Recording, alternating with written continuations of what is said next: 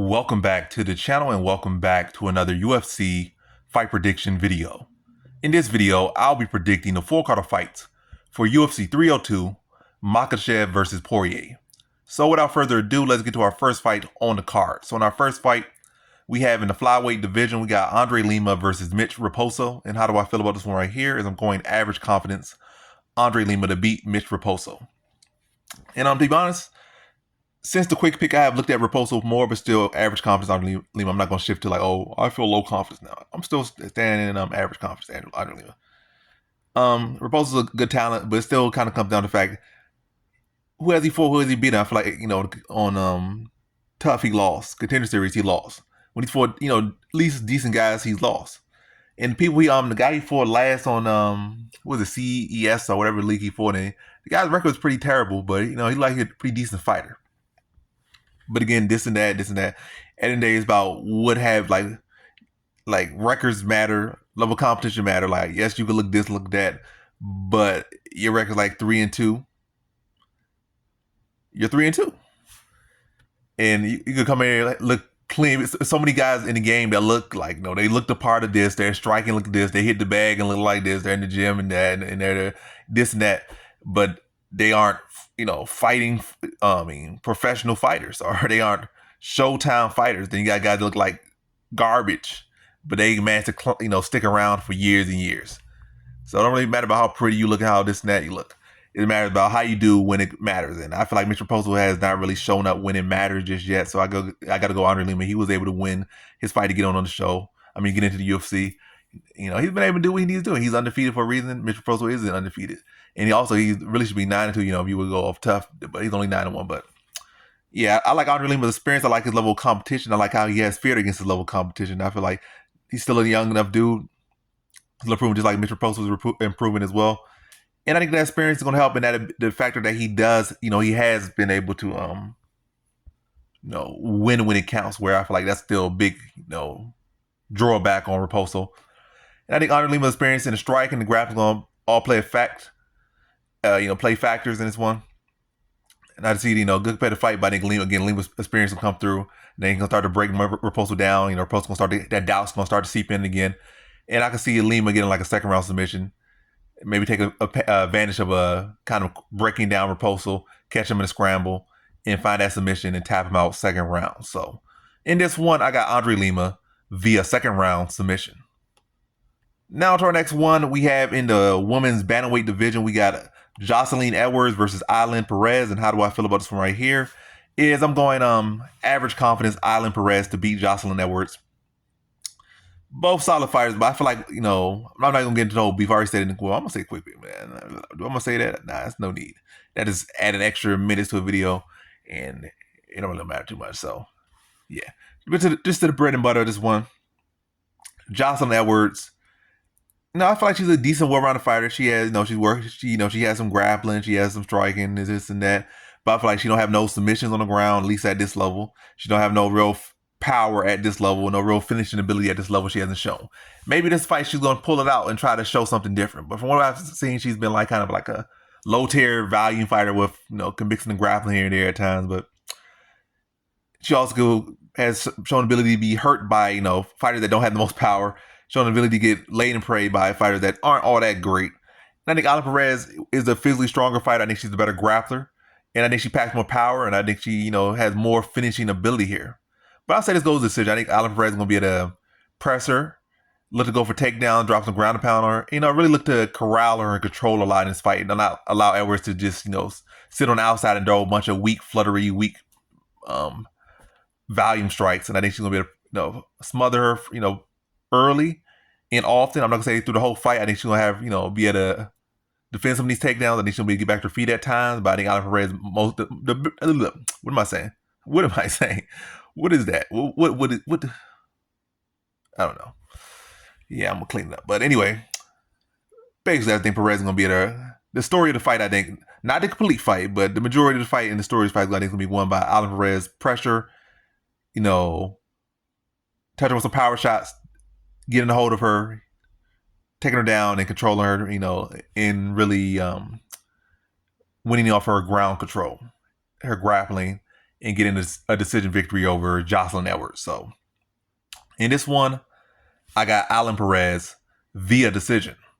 Now to our next one, we have in the welterweight division, we got Mickey Gall versus Bezo Hafez. And how do I feel about this one right here? Welterweight division. I'm going average confidence Bezo Hafez to beat Mickey Gall. And the confidence could be higher, but it's not like Bezo Hafez is an undefeated fighter. It's not like he's this fighter that came in and just had this great win in the UFC. He had a great loss. He didn't have a great win. He had a great loss. You know, he fought a valiant effort against Jack Della Maddalena, and definitely a very close fight. And on short notice and all that. But at the end of the day, I think it comes down to winning. And I've seen plenty of guys come in here and they have had good short notice performances. I can't even brighten my screen. It is what it is. The lighting not even gonna really matter on y'all side. But yeah, they had great short notice losses, I guess. Like they come in and look good. In the very next fight, they get knocked out or submitted or just this and that. And they just go on like a 2 or 3 fight losing streak and be out of the UFC. Like that guy looked so good in his debut. It was a loss to this guy who was a top 5 fighter who went on to fight for the belt the next fight and win the belt. But this guy, you know, he went on to go 0-5 and this get beat into retirement. So yeah, at the end of the day, what matters most is winning. And he did not win, so that's going another reason not to boost my confidence so crazy, be like high or locking this guy, even though the matchup looks so good and promising. It's not perfect too. It's a good looking matchup, but it's far from perfect for many reasons. And also on the other side, Mickey Gall is still a fighter who can develop and grow, and you know, potentially this could be his turnaround performance. Like he come back, you know, and been putting in the work in the lab in the time away, and it could be a whole different fighter. Like he still is young enough to pull that off. And it's not like Bezo Hafez is such a clean striker, so if Mickey Gall can, you know, improve his striking a lot since then. Like we haven't seen him like his angle from, but ultimately going Bezo Hafez. You know, it's a good average confidence in Bezo Hafez to beat him. I think he's the much better wrestler. I think he's the better grappler between the two. You know, definitely when you put it in the context of MMA, I've seen Mickey Gall get, you know, out grappled by Mike Perry. Mike Perry, you know, put some heat on him a little bit. It's not like he was like wobbling him, like he got rocked and he was out of his senses from Mike Perry. Mike Perry was just more so getting him to get his guard raised and then level change and then throw him to the mat. It wasn't like he had him rocked and that was the only reason he was having grappling success. He was having grappling success because, you know, he was able to shut down Mickey Gall's submission, have heavy top pressure. So it was like his actual grappling that was, you know, in the MMA sense, beating Mickey Gall. And I think Bezo Hafez can do similar things. Yeah, but I will say I think he gets Mickey Gall out of there. He can be able to press him, put some heat on him, and look to put that wrestling, grappling, heavy top pressure on him as well. Break it down over the course of the fight, and I'm going to say submit him late second round. I just think it'll be heavy ground and pound, busting Mickey Gall up, and shutting down the submissions, shutting down the reversals. This, you know, it is, again, very heavy top pressure, and this a step ahead of Mickey Gall in the whole fight. Break him down and then find that submission late second round. So in this one, I got Bezo Hafez via second round submission. Now to our next one, we have in the welterweight division, we got Nico Price versus Alex Morono 2. These two fought before. Yeah, in the welterweight division, they fought before, and that was like when Nico Price was like fresh in the UFC. You know, he had a little bit of steam, but that's in the past now. He's on the downturn, and Morono looking better and better with each performance. And I think in this one, I feel like Price really hasn't evolved at all. I feel like he's still a pretty sloppy striker. Still very hittable. And it's not like his grappling has improved, disimproved. Again, I just feel like he's the same exact fighter, except taking a lot more damage now. And I think Morono's fighting much smarter than he was then. You know, when Morono was fighting then, he was about, you know, more so about putting on exciting performances than winning. He even said himself, I'd rather have, you know, I want to have X amount of fights in the UFC.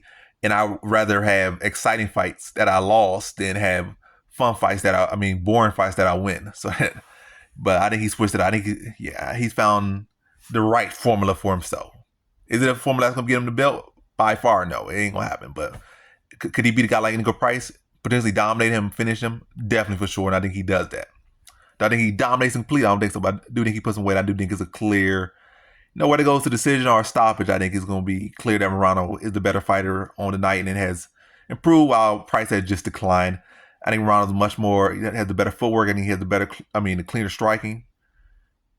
I think he has the grappling, he has a BJJ black belt and his wrestling defense is improving a lot. I think he has, he has all the tools he needs to address if Price tries to go for a grappling approach. He can address the grappling of Nico Price. Then on feet, he's just a much more fluid striker, much more fundamental striker, better footwork, and can just stick and move and pick apart Price as he tries to waddle his way in and just make him pay with some power shots when he walks into them. It's really to chew up Price over the course of the fight.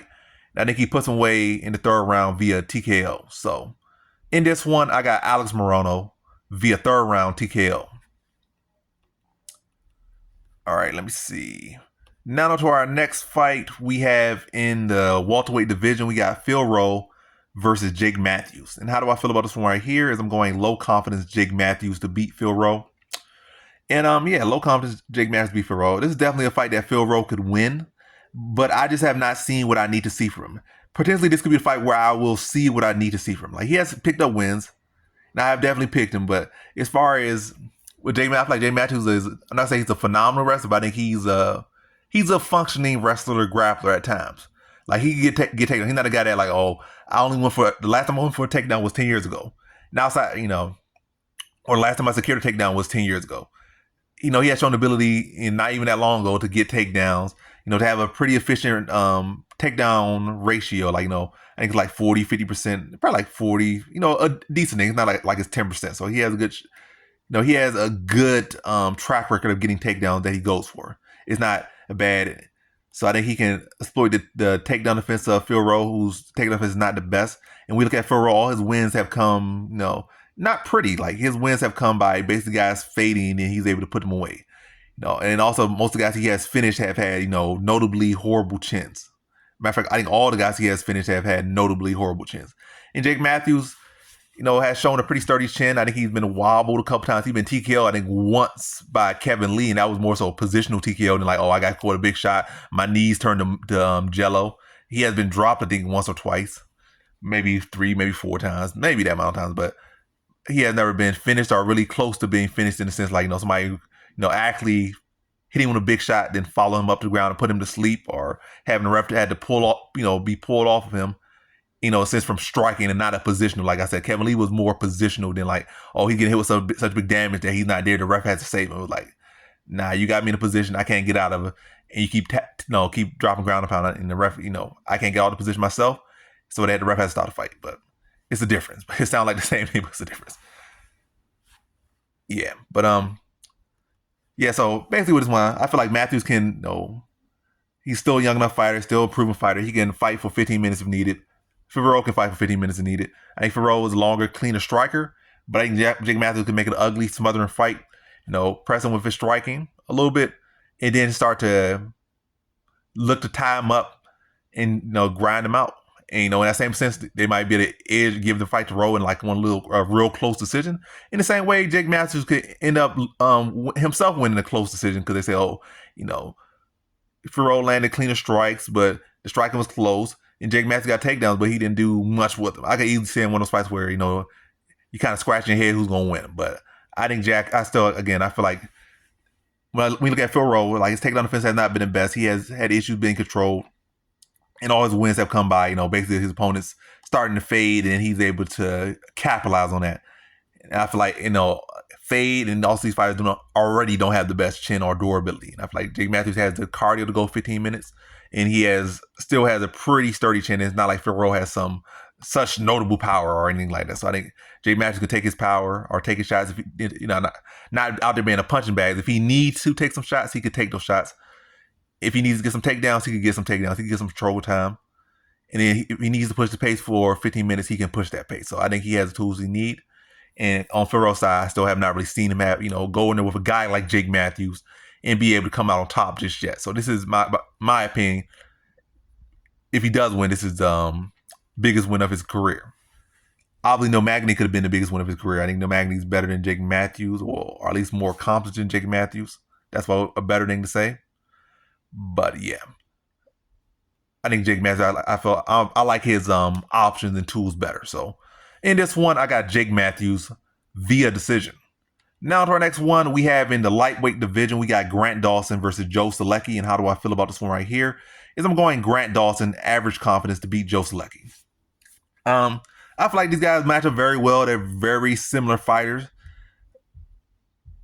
But I feel the difference is, Grant Dawson's the much better wrestler. I think he has better takedown defense. I think he gets up better. I don't think he spends as much time on the bottom. I feel like with Solecki, when a key fight to look back on is the Jim Miller fight, where it was like pretty much, the fight was 2-1. Joe Solecki got a takedown in the first round, was on top the whole round. Second round, Jim Miller got a takedown. He was on top the whole round. Third round, Joe Solecki got a takedown. He was on top the whole round. And like I feel like he struggles to get off bottom, or especially when he goes in with not solid ground. Maybe he goes in with like a wrestler who don't have submission skills, but unfortunately, Grant Dawson does have submission skills.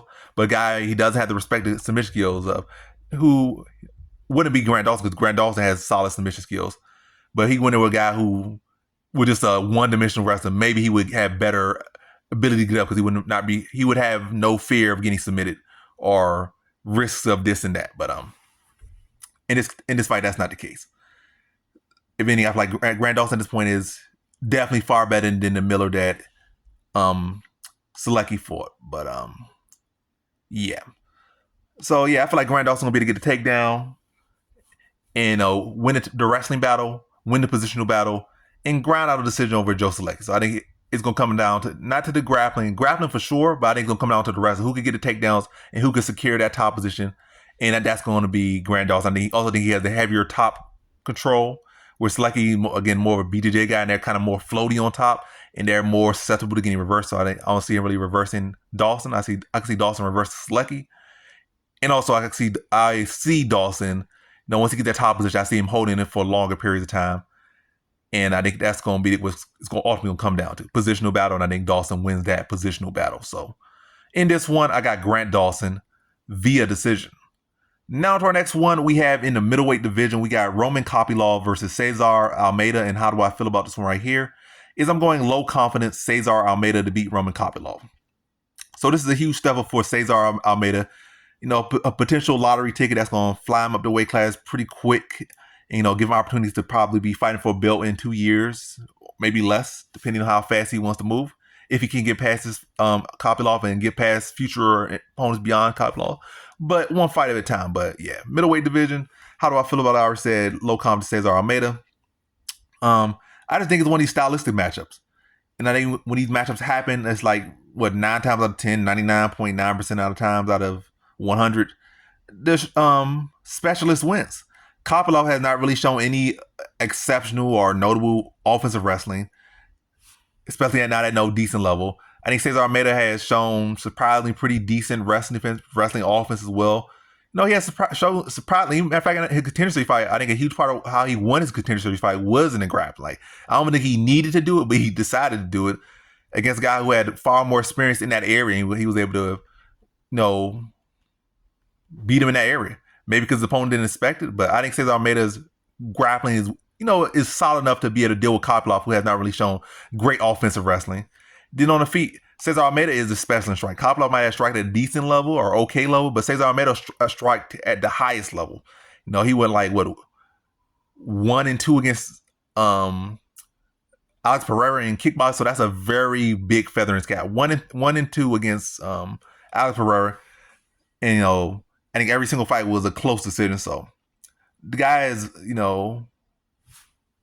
one point was one of the best strikers in the world. But yeah, I think in this one, Cesar Almeida is going to break Kopylov down over the course of the fight. I think he's a heavier hitting striker. I think he's a higher level striker, and I think that will show. And yeah, I think he'll be able to address the wrestling, pressure him on the feet, tag him, break him down. I think he puts him away in the third round via TKO. So in this one, I got Cesar Almeida via third round TKO. Now to our next fight, we have in the welterweight division. Our first fight on the main card, we have in the welterweight division, we got Randy Brown versus Oleksiejczuk Zaleski. So Randy Brown versus Oleksiejczuk Zaleski. And average, not say low confidence, but I'm all over the place with this one. But we roll nonetheless. Yeah, close fight. Oleksiejczuk Zaleski definitely can pose a lot of threats, matter of fact, everywhere. I think he is committed to his leg kicks. He has a good shot. If he mixes in the takedowns well, he blends all together, he has a good shot. But I just feel like he's not going to be consistent with everything. I think the wrestling's going to be inconsistent. I think the leg kick's going to be inconsistent. And I think he's going to allow Randy Brown to be long, be lanky, use that distance, jab him, and not take away. He's not going to take away the wills because he's going to attack the legs. But I feel like he's going to kind of half, he's going to half effort that. I feel like everything's gonna be half effort. He's gonna go back to being trying those explosive spinning heel kicks to the dome, spinning back kicks to the body, and rely more on explosion and probably exhaust himself out a little bit trying to do dynamic strikes. And Randy Brown is gonna have the cleaner offense. And at times he probably gonna mix in his own takedown attempts just because probably Zaleski probably gonna come in with like a spinning heel kick, and Randy Brown probably gonna block it or duck under and just look to secure the takedown and give Zaleski something else to think about. If I go for this dynamic spinning back kick and I miss or come up short, or he's able to time it, he's gonna look to take me down or maybe counter me when I finish my spin. And I feel like that's when Randy Brown like gonna mix in takedowns at times when Zaleski gets too aggressive, or look to evade or time and intercept it with punches and kicks when Elijah Zaleski is overcommitting to stuff and looking for those dynamic strikes. So ultimately it's going to come down to Randy Brown being cleaner and more fundamental. Like not to say that Zaleski's sloppy, but he can be a little bit too dynamic at times. And I think the cleaner, simpler offense, and also with that length and range and timing and skill that Randy Brown already has, I think he can exploit Zaleski when Zaleski does get a bit overzealous out there. And I think he beats him to a decision. I think it's going to be a good competitive fight, but I think Randy Brown ultimately will get his hand raised. So in this one, I got Randy Brown via decision. Now to our next fight, we have in the heavyweight division, we got Jailton Almeida versus Alexander Romanov. How do I feel about this one right here? I'm going low confidence Jailton Almeida to beat Alexander Romanov. And after his last performance, I can't put no super great confidence in him. I feel like just a good shot from a true heavyweight can put his lights out or knock him out off his senses, like, because he was dominating Curtis Blades, and Curtis Blades caught him with some weird uppercut or this sprawled heavy on. I don't know, it was an up little weird punch, or whether it was a combination, or was it just the fact that he got caught, got stuck. It was just a weird situation. So it just kind of gave me like this kind of impression, like this guy, he's not a true heavyweight. We all know this. So you don't have to be this premier striker to hurt him. Like you could, especially you got good wrestling enough to stick in the fight with him and make him have to work hard for these takedowns, maybe sprawl heavy on him, or I don't know. That just gives me a lot of cause of concern. I think he definitely will have the better cardio of the two fighters. I think he's the better submission grappler for sure of the other two fighters. But Romanov is definitely the much bigger fighter and probably the much stronger fighter. And can Jailton Almeida, if he's unable to get the takedown, how will he, through the first round, how will that, work out for him? But I'm picking him, and I think he'll be able to prevail. I think he'll end up in one of these sweaty, heavy, laborious grappling matchups. But I think Almeida just has a bit better gas tank, and I think he has a much more fleshed out grappling game. Romanov has submissions. He's not just a one-dimensional wrestler, but I don't think his submission level skills are on the level of Almeida. I think they're more so like, really like kind of minimum technique as far as on his submission grappling, but with a lot of torque and using his strength in his thing. Whereas Almeida's more flowy, more clean, more technical with his submission grappling and his BJJ. Romanov more so like a Greco-Roman wrestler. So his BJJ is not as clean. His wrestling is cleaner. Like he has better technique in that department and more arsenal to his takedowns. He has a more plethora of techniques in the takedown than the wrestling part. But yeah, I think Jailton Almeida can simply outlast him, outwork him, outgrind him. I feel like Romanov definitely has a terrible gas tank. He had like a 1 round of cardio after he starts to fade and look pretty bad. And I think Almeida can take him there and just wear him down over the course of the fight. Probably struggle to find a submission like he struggled against Derek Lewis, but eventually be able to just, again, start to outgrind him as he starts to fade. So in this one, I got Jailton Almeida via decision. Now to our next fight, we have in the middleweight division, we got Kevin Holland versus Mikhail Oleksiejczuk. And how do I feel about this one right here? Is I'm going high confidence Kevin Holland to beat Mikhail Oleksiejczuk. And I just don't think Mikhail Oleksiejczuk is a style of fighter that really causes Kevin Holland so much issue. I think he can make it a tough fight. He can make it, give him a fight. But this is typically the fight I feel like Kevin Holland prevails against, like kind of like a one-dimensional striker type fighter. Holland will still have the probably size, strength, technique, and everything over him. So it's not like he coming up fighting this big middleweight. He's fighting a guy like probably like 5'11", still carrying a lot of extra like little flab on him. Kevin Holland will be bigger, leaner, faster, quicker. And I definitely think it's going to be almost like a vacation from dealing with the quick karate guys like MVP and Stephen Wonderboy Thompson. So this guy probably going to look slow to him. He's going to be predictable, like typical body head type of fighter.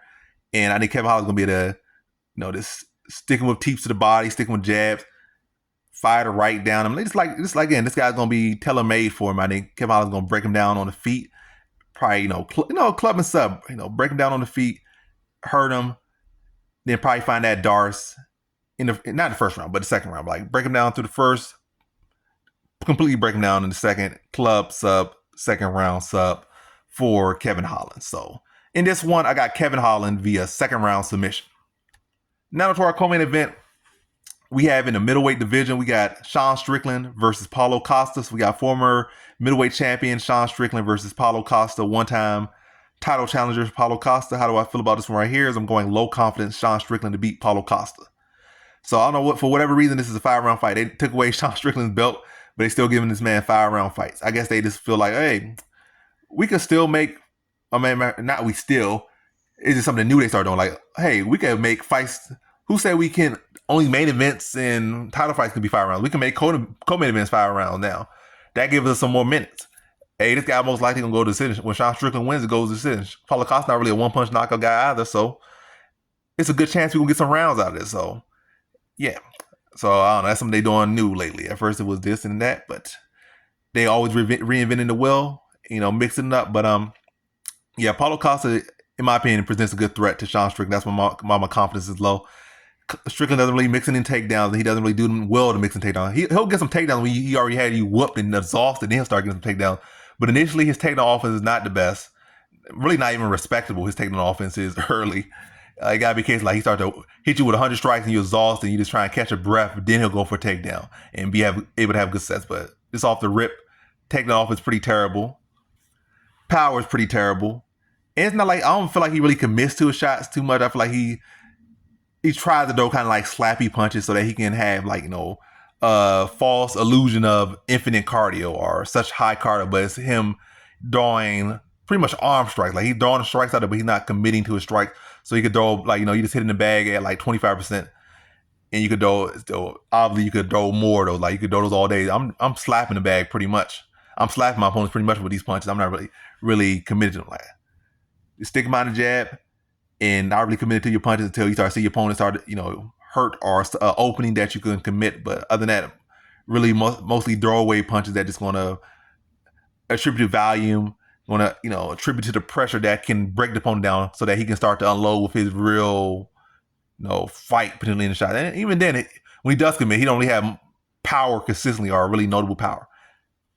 If he can hit you clean on the button, like anyone can hurt you, he's able to drop out of sign. But outside of that, land that real clean shot, right on the chin or right on the temple, his power really not that notable or that respectable, I guess. But so again, it gives Costa opportunity. Strickland not really going for takedowns. Strickland not really doing too many kicks, like a couple teeps in there, no real high kicks or anything, no spinning back kicks or anything like that, or no real good spinning back kicks. Might throw some of them, but not very good or respectable.